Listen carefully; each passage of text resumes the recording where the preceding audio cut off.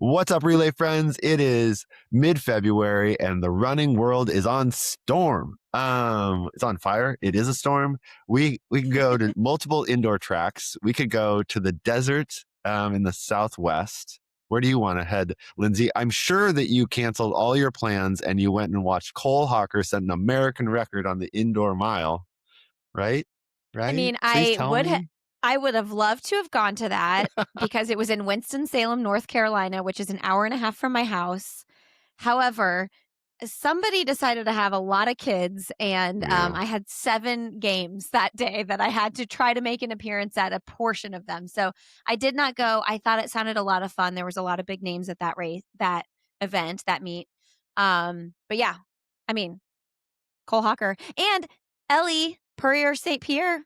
Wait, So you can't switch tracks. We have to pay okay. each track its We're own going to be you. Okay. homage. Okay. All right. Yeah, Cole Hocker decided to show up to the bank track for the first time that they Do you have a know bank about track. this track? Like, I didn't, like, this is like news to me that Winston-Salem is now a destination place for indoor meets. I You didn't got to know this. See. These things are didn't. knowable. I mean, JDL was formerly infamous. Yeah. It's always been JDL Fast Track, but it was like, which is a great name. You just like call it a fast track. Yeah. they called it a fast track, but it like felt like it was built on just like painted concrete. It was so hard and it was flat. So you're like, you could probably run fast because it's so hard. But also just like running on that track just like wrecked your whole body because you are like literally running on cement in a flat circle. Oof. But this is the first year they have like a banked track. So like they christened this new track with that meet. And it went really well based on those results. Yeah. Okay. How many times have you raced on the flat track?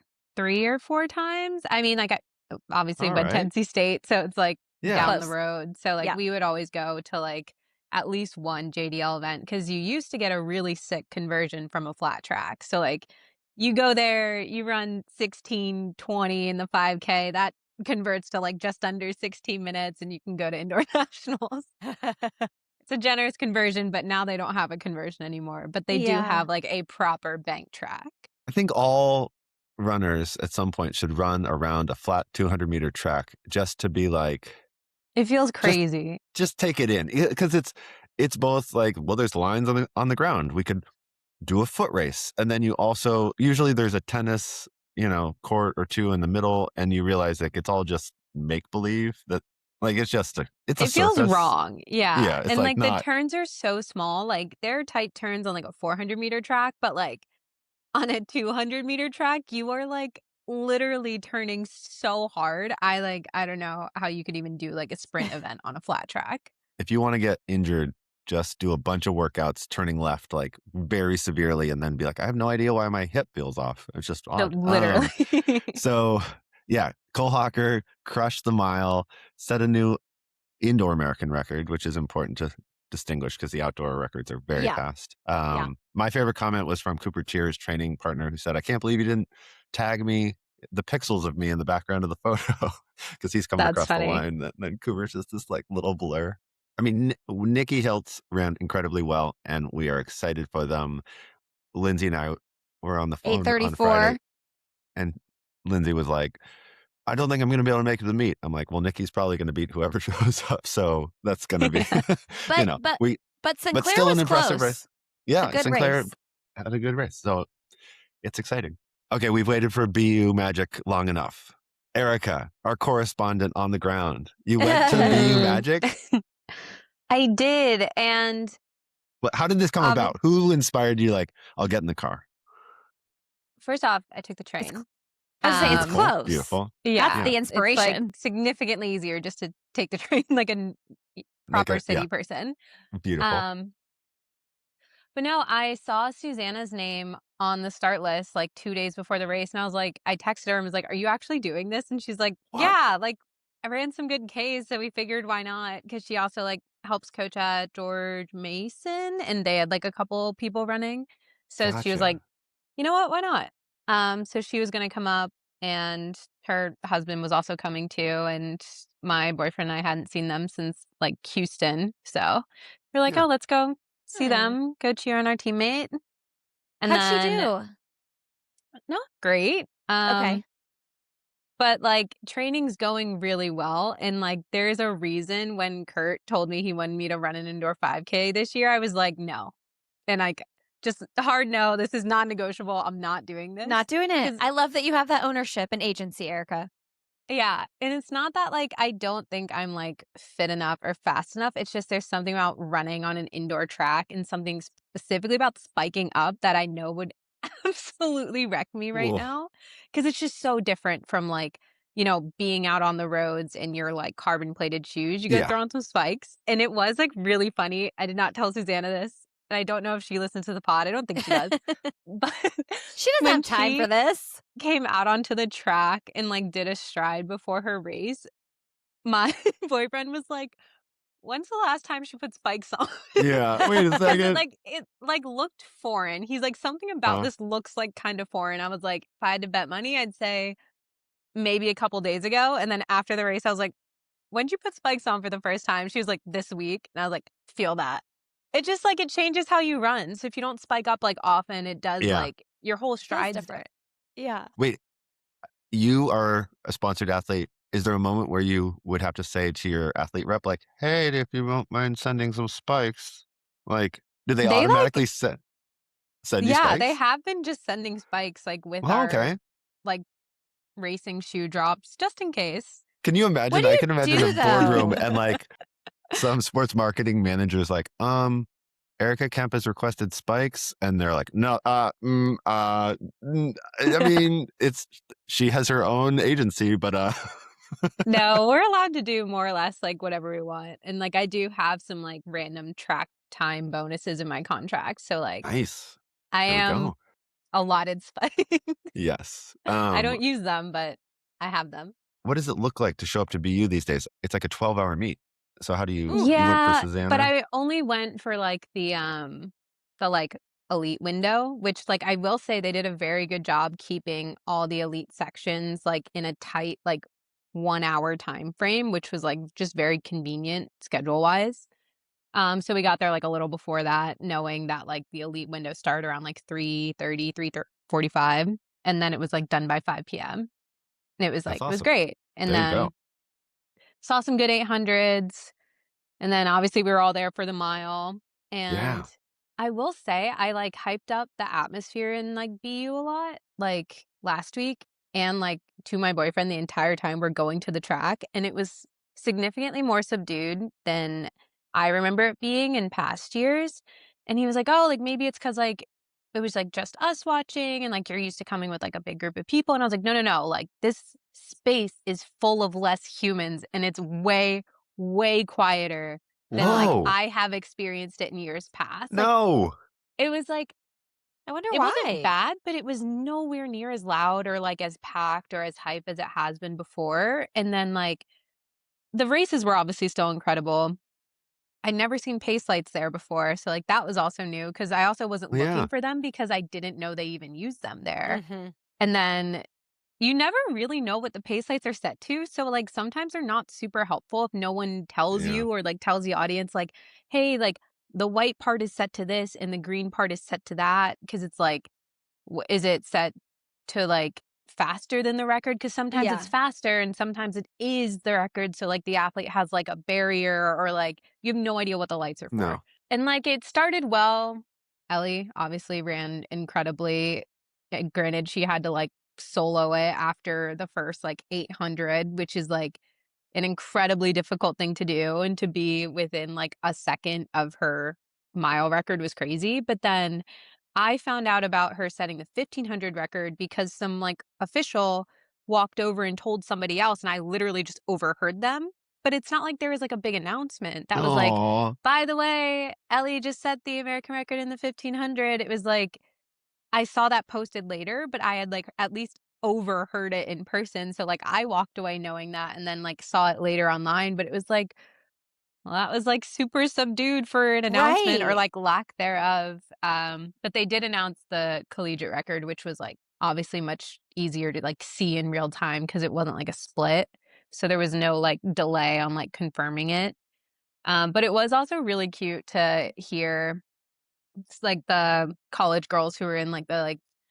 other sections, like fangirling over like Riley Chamberlain and Jane Hendegren. It was like there were so many of them behind us when we were watching the miles. They're like, "Oh my God, there's Jane," and I was like, "This is so cute." Oh, I was obsessed. So like that was good. really sweet, and it was like fun to like be at a track meet and like watch people race. But I forgot like how I don't know how small it is. Like literally like you're indoors and like it's an indoor track versus like you're just like out on the roads and like the world is your oyster. But yeah, it was I fun. mean, that's exciting. I'm sorry that the BU Magic was a little bit more suppressed, but still very exciting. I think it might be because people were just a little more split up than usual because I feel like in years past, like there was no other option besides Valentine. Like you're either running Valentine or you're a sprinter and you're running at like Arkansas. Like there were not multiple options, but then you had people go down to JDL and like they obviously ran very, very fast. That's like half True. the top end of your field is like a few states away. When like in years past, it would have been much more of like everyone's in one place. So I think it was just a little spread out this year.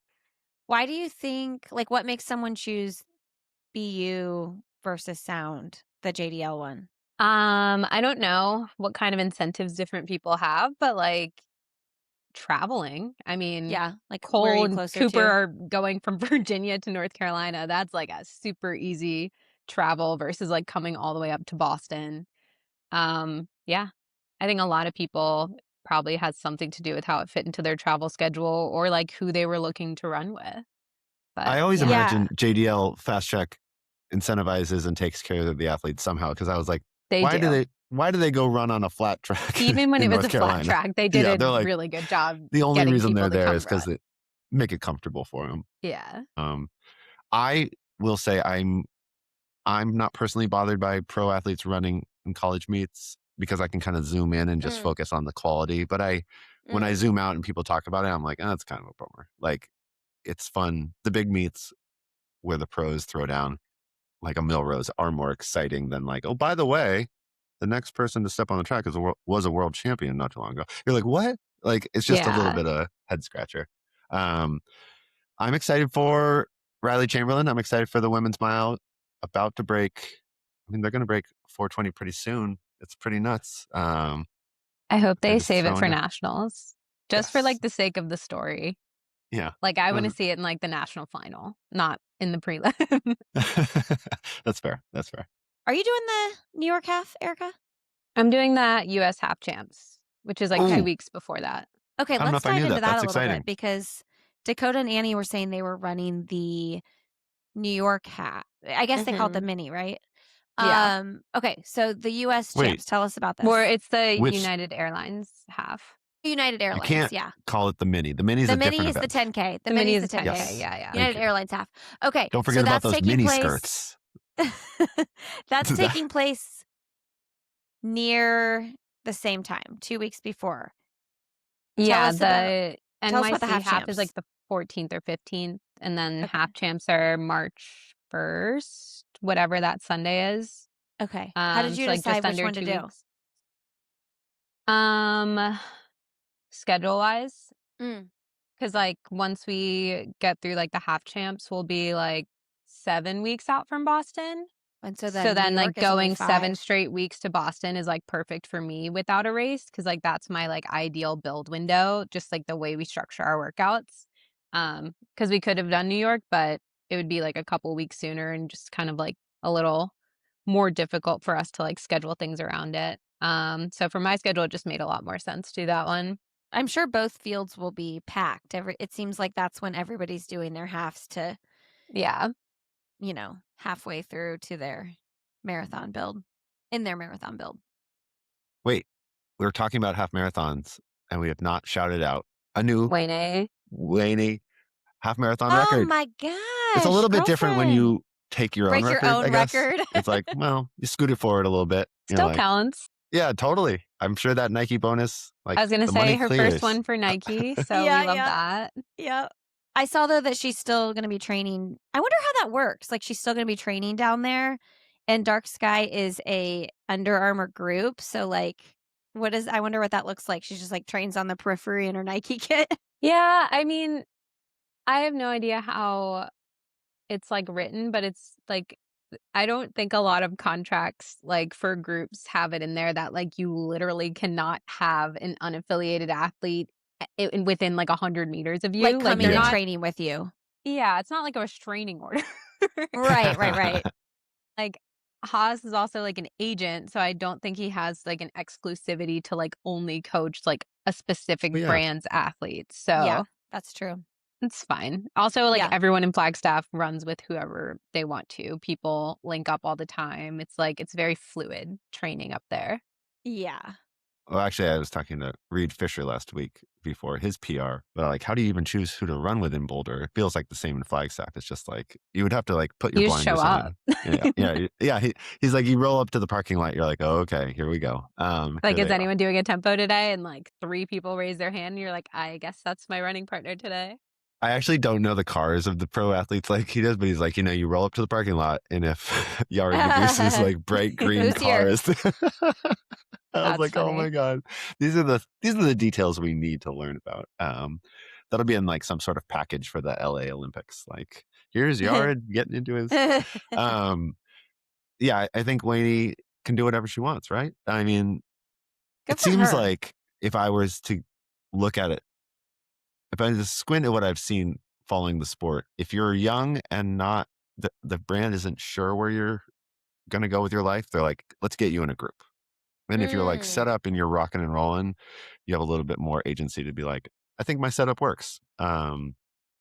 Because there have been periods where they're not just Nike, which I see the most of, but other brands that seem they're like, we recommend you're part of a group, and then one exception occurs, then another exception occurs, and you're like, they weren't saying to Kira D'Amato like, thanks for signing. Now you need to move to Eugene. They were Yeah. like, Mhm.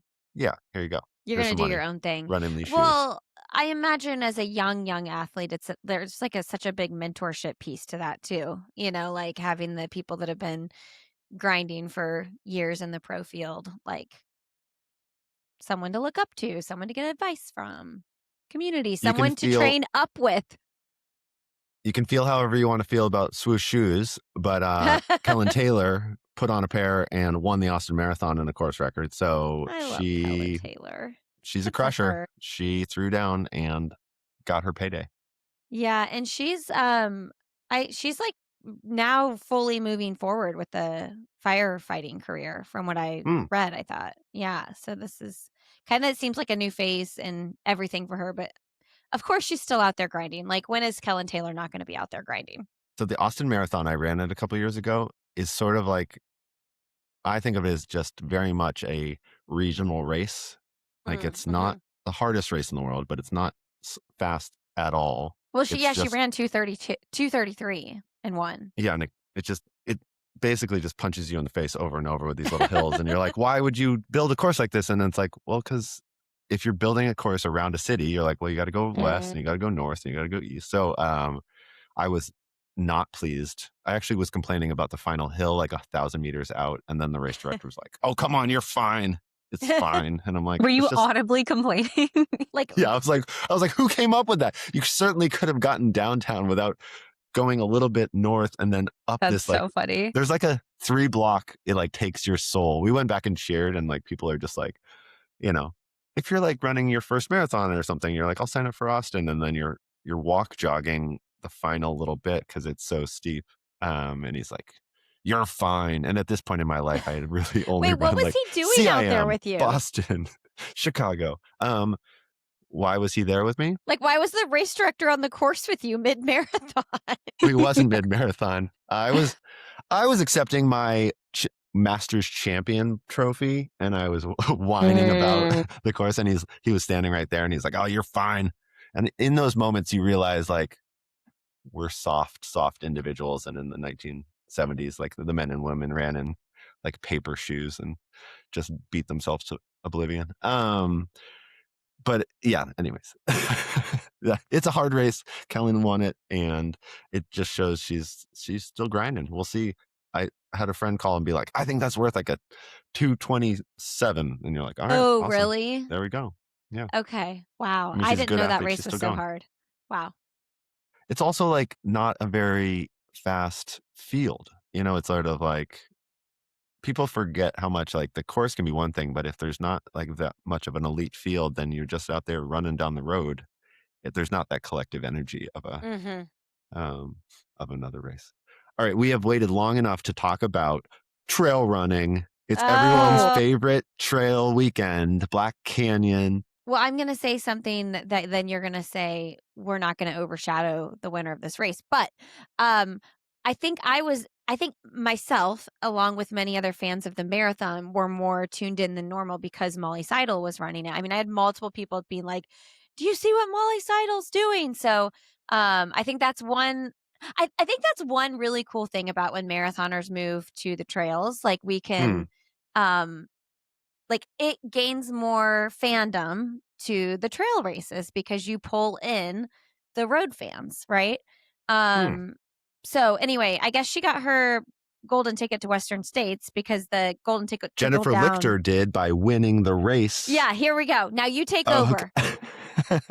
No, I said before we started recording, Jennifer Lichter, who I had not known much about, but broke 8 hours and was followed like 70 seconds later by Ann Flower, who's a record holder in ultra races and also earned a golden ticket. Also a doctor. Yeah. NBD. Busy person. Yes. And then, 13 minutes later, Tara Dower, who is famous for her Appalachian Trail running, and also did not need a ticket to Western States because she ran top 10 last year at Western States. And then, Molly Seidel crushed. I'd been like reluctant to jump on the bandwagon because I'm never sure like how much someone transitioning over is like really going to translate. Yeah. Or I'm like, we don't just get to act like, that they automatically are going to put it all together. But I was very heartened to see. Just so you know, though, if you want to hear more about that transition for her, listen to her. She was on the Trail Network podcast and they interviewed her about like jumping into the trail. So just plug there. Molly was. Yeah. And Molly has been putting in the work. I think that's really what it comes down to for me as a fan is like not immediately assuming we should all build a bandwagon for the person if they aren't like training on trail and practicing their fueling. So it was only like maybe 6 or 8 weeks ago, I was like, hey guys, to some friends on a trail specific text thread. I was like, you're on a trail specific text thread? You know how many running text threads I have? And I was like hesitant to jump on the bandwagon too fast. But then you can see her training. She was really putting in the work and then it panned out. And then we should all celebrate. Like there's video, there's photo of the finish line where she is legitimately celebrating wildly and very excited. Oh, gets to hold up a huge golden piece of cardboard that says golden ticket on it, and that's good for the sport. She said her body was really like more accepting like the trails were better for her body. Like her body felt better on the trails. And I was like, yeah, I think all of our bodies probably would feel better on the trails, right? Like not on the hard surface pounding, but I just think it's really beautiful. I love it. I'm like, you won a medal in the Olympics and that's not like the roads maybe they weren't bringing her joy. Maybe her body wasn't responding the way she wanted to. So she's like, I'm going to do this. And to see her having success is really, really fun. I feel for my friends who are very good, but don't necessarily want to do 100-milers because there's just there's this association with trail that it's like you're out there all day. And if you want to be out there for 4 hours or less, 8 hours or less, then there can be a gap in people like, it's like if you run a half marathon and people go, cool, that's an awesome race. When are you running a full? Right. That's exactly what I was going to say. The marathon is sexy. The 100-mile distance is sexy. People are like, it's sexy. It's just more glamorous to. And there's plenty of trail runners. Half marathon is a big deal too. Okay. I mean, there's thousands and thousands of runners who are pumped for their half marathon and they should be. And it's awesome. Similar to like all the amateurs who run 35Ks, 55Ks. And we're like super stoked on them. But when it comes to like the most heat, the most excitement, brand dollars, I'm sure, all this stuff. Totally. Like, Erica, I found myself looking at Molly when she announced she was going to go to trail. And I'm like, I don't know, looking at her stride, but I'm like, I wonder how, I mean, she'd done very well at cross country. She'd done very well at 10K, then the roads. So you're like, this is someone who's tried different things. Certain runners, I'm like, I don't know if they're going to translate over to this other thing. I guess it's I would actually have about bet a just lot of wanting money it. that the transition would go well. Okay. Really?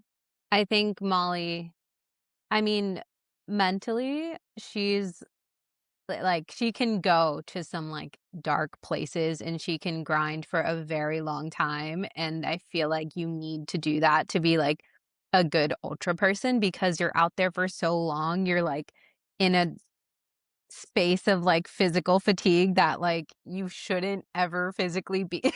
Yeah. And This is because not like natural. you've been out there for so long, and I think between just like how well she's done in cross country, I was like not worried about her like technically. I'm like, she'll be fine. She can fly on non like flat surfaces. Like she will be more than fine. And like mentally I was like, if anyone has what it takes, if anyone has like the guts to get through this, like it's gonna be Molly. But yeah, I mean, it's so different. I always like laugh when I get asked about like, oh, like you like to like live, where you live. Like, what about soft surface? I'm like, what about soft surface? They're like, you don't want to run on soft surface. I'm like, no. Don't care.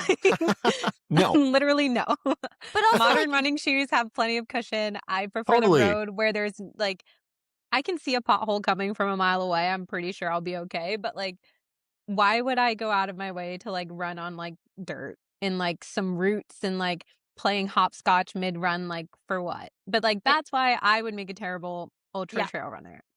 I'm not there for it, but things are if working you out for are, you.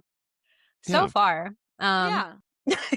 Modern shoes, downtown Providence, like these things are working. Yeah. All right. No, but everyone's different. Everyone has their own preferences, but I think you can like tell when someone like is doing something that they enjoy. Like obviously like Yeah. Molly is really enjoying the trails right now, and like you see it in like her results, but you see it in like we were saying, her celebration video. Yeah. Like that was not the celebration of someone who like did this just kind of on a whim, or someone who did this against their own volition because they like needed to do something big. This was like, no, like it looked like she really wanted to do that, and she accomplished it, and it was really hard, and she was really proud of herself, and she has a good support team there, and like it was so nice to see. Yeah, I mean, it reminds me of Grayson Murphy, like when she decided like the roads aren't making me like super happy. I want to like explore other things. And you could literally see the joy in her performances the second she started doing what she wanted to do rather than like what she felt like the expectations were for her to do. Yeah. Like she was like doing great on the track, but like she did not smile like that until she was like on the mountains. Yeah. Like that's where like yeah, I get it. That's tough because it's like, well, what were your sponsors expecting you to do? Like, could you have made more money doing this because like the bonuses and all the things? But it's like, but if you're not happy, you're not going to perform as well as you could. And yeah, so many factors there. By the way, speaking of Grayson Murphy, because she's pregnant, Callie Thackeray. Oh, sorry. Speaking of pregnancy, 2 marathons, someone else who's also pregnant. Yes. Yeah, she just announced. Wow. Oh my gosh. What a beast, man. That's amazing. So happy for her. And wow. I mean, wow. I guess there's that's one all thing. I can say. How it feels like as a man, I need an appropriate way to talk about women's pregnancies where it's like, there's just to each their own. Like, I only got to live in the house with one woman who did not enjoy running 8 weeks pregnant, and Callie won a marathon. You're well, just I like, mean, everyone's different. But Yeah. also like I heard this forever ago. Keep in mind, this is like I heard this years and years and years ago, not from a medical professional. This is like 1000% gossip. Like this is like I literally couldn't tell you where I got this from, but I had heard that like obviously like some people feel terrible in the first trimester and like they feel very sick, they don't want to do anything, but on the flip side of that, some people feel incredible because you get like a hormonal boost, and then sometimes people plan. Callie is not in this category. This is like gossip I heard You're like not speaking over for 10 Callie. years ago. No, but some people like plan pregnancies or like plan racing around a pregnancy because you can get a little bit of like a boost in your like first month or two when like your hormones are rising. and then they take time off. But yeah. Now I'm good. Who knows? I'm not a doctor. I don't know how these things work. But it's not insane to still run so unbelievably well that early in your pregnancy. Yeah. I was on my first pregnancy, I was like, I'm running till the very end. And I did. I ran 3 miles the day before Marshall was born. With each baby, though, I was like, nothing to prove. Really nothing to prove. Really nothing to prove. Can I ask?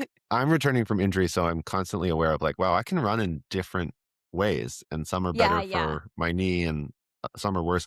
When you're running that right before giving birth, are you okay, I need to lean back a certain amount?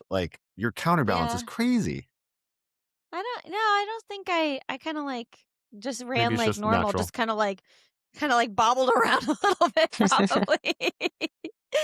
And yeah, I mean, by the time I got to my 4th, I think I quit running at 30 weeks with Sandy, and I was like, I hate this. Why am I doing this? What is the point? Why can't I just I can go for a walk and that's enough, Yeah. So anyway, okay, I have an interview. I got to hop off. I want to send everybody off with the book I'm reading because it's so good. I can't put it down. It is totally ruining my life because I'm just spending way too much time. God of the Woods. Have anybody read it? No. So good. Murdery mystery type. How did this come into your conscious? How did you become aware of it? That you were like, here we go. It's a really popular book. I just kept hearing about it. And when I told somebody I had read Broken Country, they suggested it. And so I was like, I got to read a book that has enough hype that it's going to be good. I wanted one like that, but it has ruined me. I'm going to finish it today, no matter how late I have to stay up. So that's okay. That's a positive thing. It's not an addiction.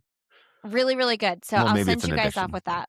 What didn't we cover? I feel like it was an exciting, we got indoor. There will be the US champs. I don't know. I always find that indoor sits there, and then sometimes it really shoots up in excitement, but will this be exciting? I don't know. I think, are US champs in 2 weeks or I think 3 weeks? Early March. Yeah. So 2 weeks from now, you'll have US champs, which there are world indoor championships. So that is not everyone's doing it, but it's still going to be a world team. So it should be good. And then we have half champs, which is a selection event for the road half champs in Copenhagen. Which will probably happen. Fall.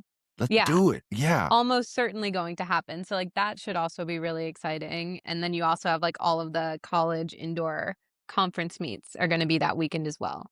So next weekend's kind of chill, but the weekend after, everyone is racing everywhere and every distance. Oh, hold on. I have a prop for this next segment.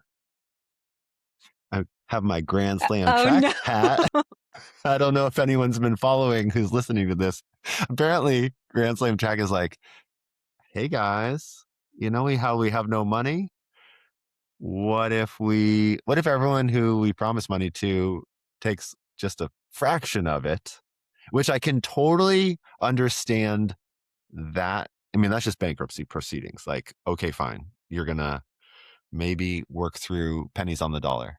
But then they've said it's in pursuit of having a second season. And I'm I started to picture Grand Slam track, but it's season 2, and it's the signs are handwritten and the fields are random YouTubers and old retired athletes. You're just no one's going to sign up for that.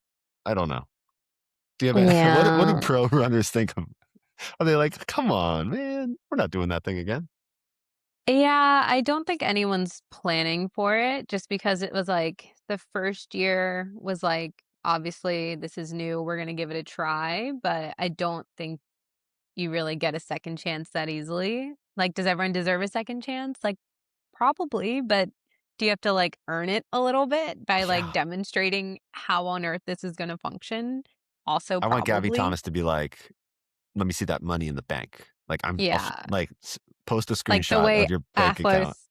Cash out them within seconds. Yeah, exactly. You're no, I'm not sure if anyone's going to show up. I mean, I hope people will try things. Oh, wait, speaking of trying new things, this is what I want to talk about. New York City, US champs. Oh, Track yeah. champs. Yeah. Finally. You can ride the train. Giving the people what they wanted. I know. No, in East Coast, especially in Northeast Outdoor Championship, is incredible. I think it's gonna be super, super fun. Icon Stadium is not literally in the city, but it's in the Oh, city. yeah. And honestly, I would get over the stinkiness of it because I think it'll be really cool. You know, I mean, like, it's been oh, fine, yeah. Is it but a no, wind? It's a wind thing, isn't it? yeah, Like, oh just God. depends.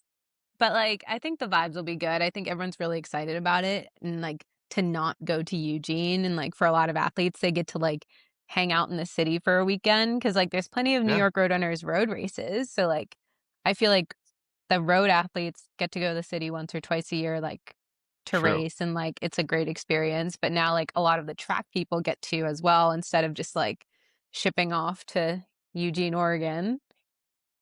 I'm really hopeful that we host a couple at Icon Stadium, and then the forces that be, someone goes like, okay, this is exciting enough. We're going to build like a really world class, state track stadium pretty close to the city. It doesn't need to Yeah, be, because where like U.S. Open tennis is like, yeah. you can ride the subway to it.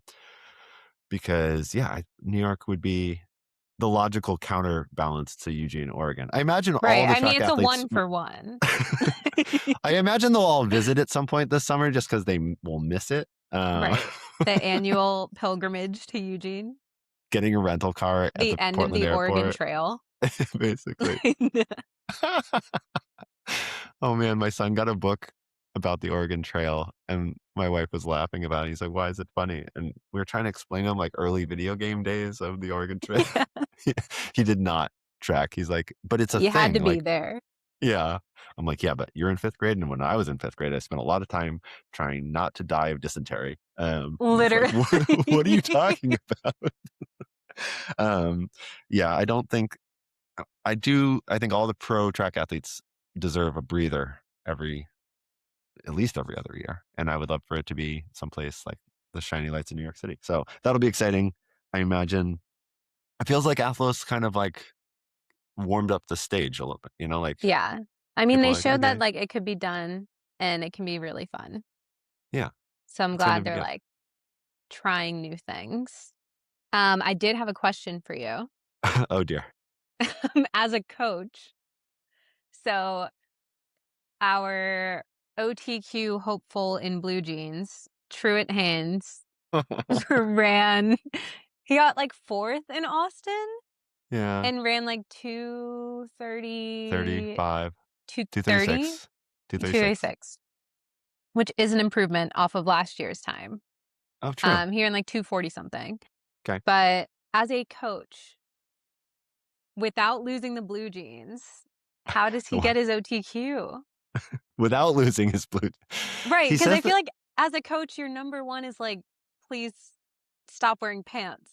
Because like, apparently even when I'm, like, training in, like, tights, I'm like, "God, like, this is so hard and, like, this so is so restrictive," and, like, I feel so much faster when I'm literally not wearing them. I think there's something around he said at some point that they're, like, very comfortable blue jeans or something. I forget if he's talked about what brand they are. Yeah, I mean, to me, the running in blue jeans, he was already on the news about it was it at Houston or at Austin? yeah. Like, he got passed by an elite woman, and he got shouted out on the news. Um, to me, it gives off the vibes of the guy who runs world majors who pins his bib straight to his skin. Like, Mm. it's this like, look what I can do. And you're But like, I yeah, but feel like that's, that is crazy and, like but it's not inhibiting your it's not running the inhibiting your, way blue jeans would when you need to take 20 minutes off your time. no, I hear you. I mean, it's definitely worth, a couple minutes. He ran, importantly, when push comes to shove, like, he knows what he's doing, and he ran CIM in half tights or shorts. He did not run CIM in shortless in blue jeans. I did not know that. Yeah, I didn't know it he was. was, like, moonlighting as a regular runner. I know exactly. Like, don't let anyone know. It's funny. Someone said, "What do you think he's going to run in Austin?" And I'm like, "The Austin Marathon in February." And they're like, "Yeah, I mean, he ran 2:29 in December. What do you think he can run?" I'm like, "I think he's going to run 2:34. And they're like, why would he run slower? And I'm like, because CIM is the shit. And it was 2 months ago. So I doubt you're much fitter. I mean, you assume that person was peaked and they run 2:29. Yeah.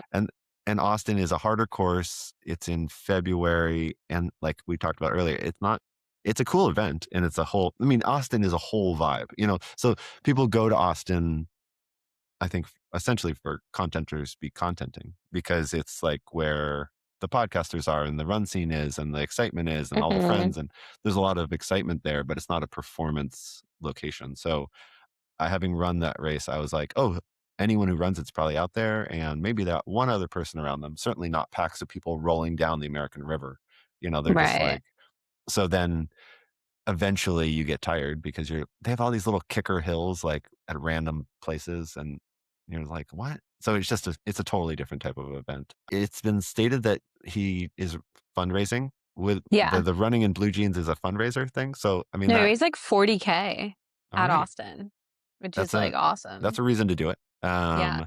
It's certainly iconic. I was listening to some other running podcasts, and they were talking about like they really like following people on YouTube, but they're not sure. They were sort of rating different YouTube channels, like who's truly training like at a premier level and who's training in a way that looks really good on YouTube, And they were like, don't get me wrong, I love watching that workout. It makes for a great YouTube video, but is it actually a good training session? And you don't train, you're not on Strava, you're not on YouTube. I think if you started adding these digital platforms, it would be fascinating if you'd start to be like, oh yeah, we moved that workout from this like non-spectacular location to this other location. And then pretty soon you're like, what if we put on added 2 more miles to that? So it sounded sick. And I don't know. You start to see little things people do. It's wild when I see like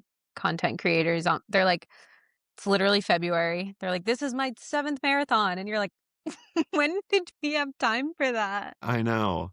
But also like, how hard are you doing them? But like, or when are you training for them? Because everything about it is so confusing to me. Because they're like, I just ran like London, but now I'm gonna like go run this one like a month later. And like, I'm like, when did you recover? When did you train? And then they run the next marathon and they're like, they're toast at the end, as you should be. But then they sign up for another one. And I'm like, every piece is missing from this equation. Like, it's you have an equation, but everything is blank. You're looking at it through the lens of performance, which makes total sense that you would. Fair. But yeah, I mean, there are athletes where if the goal was completion, then like, yeah, you could do whatever. There are some women in particular who are coming out to Eugene. I've seen their Instagrams have like been promoted to me, and I'm like, oh, they do a lot of the pacing. I'm doing like the 4.5 hour pacing. Then I'm going to do the 4:15 pacing of this other one. That's still honestly very like long. A sick gig. Yeah. I'm like, because that's like a solid training run. It's very and you much can definitely do that like week after week. Yeah, it still sounds tiring, but I think they can take care of it's exhausting as long as you do nothing in between. It's a sweet gig. Yeah, as long as you don't have to post your training in between. No, it definitely seems like that's a more sustainable thing. But like, there's so many people, there's so many runners out there. I see posts like, now that all the influencers are getting injured, and you're like, that's just an overgeneralization. There's a lot of people out there, and some of them are always going to get injured because it's running. But yeah, I would not want to. I always say, like, I write stories about running, but if I had to do like a weekly update, there might not be much to say each week. It's like, it was solid.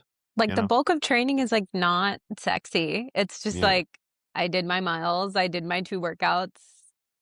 I mean, ideally, there's not much to report. If there's too much to report, you're like, I felt like I saw God on Thursday. You're like, oh dear.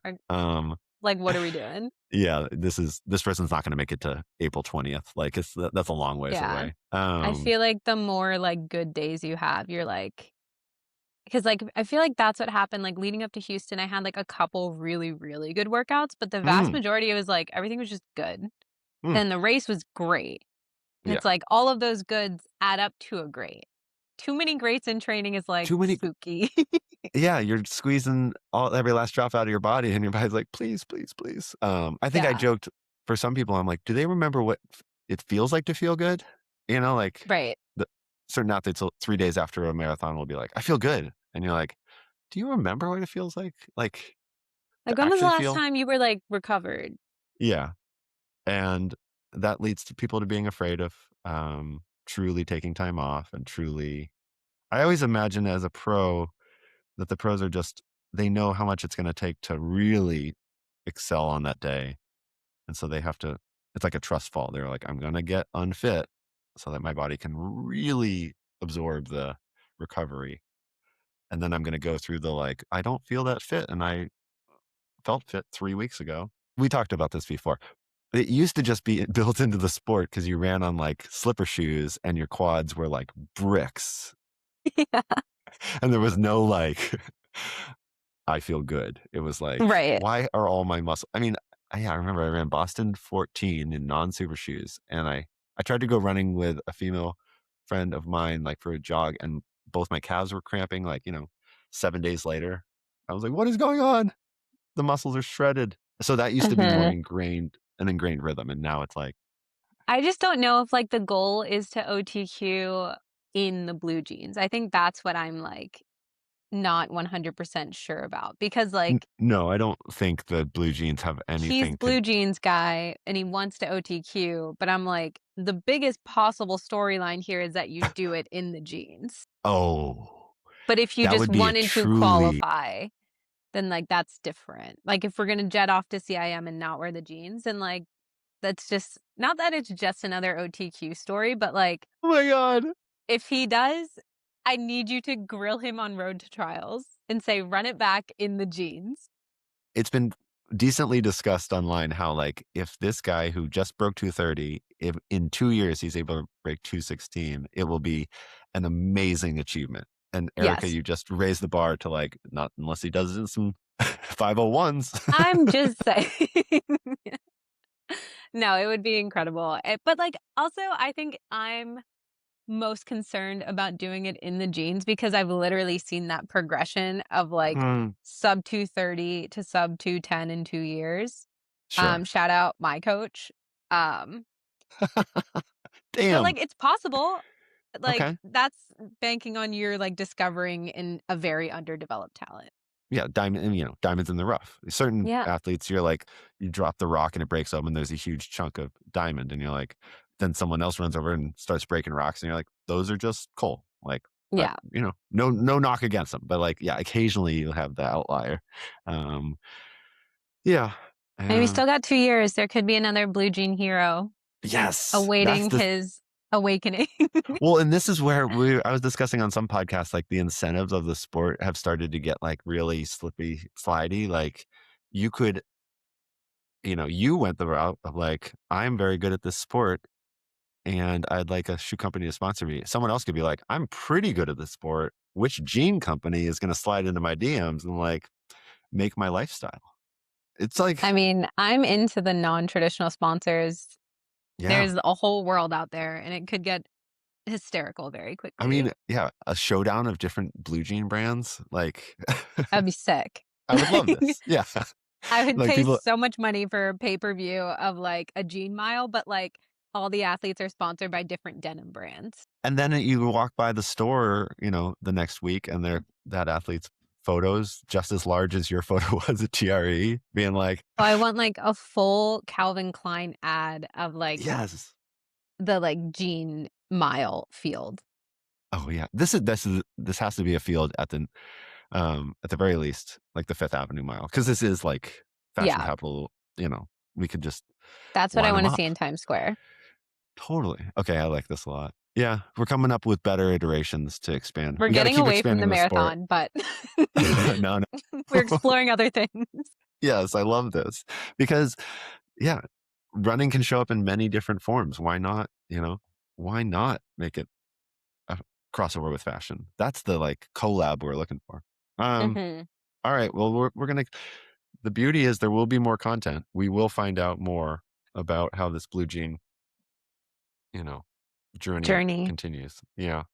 I just can't get over. It's going to take me a while to get over the fact that a sub 230 to sub 210 is like, you're like, that's been done. Okay. I've already watched that YouTube video. Like, I need a new thing. And you're like, it's like, I watch that in real time. Yeah. I need something else. Amazing. All right. So next week, we're really in the build up. And then, we got a couple fun weeks of running coming up. It's going to be great. Thanks for being here, friends. Always fun. Lots to cover. See you soon.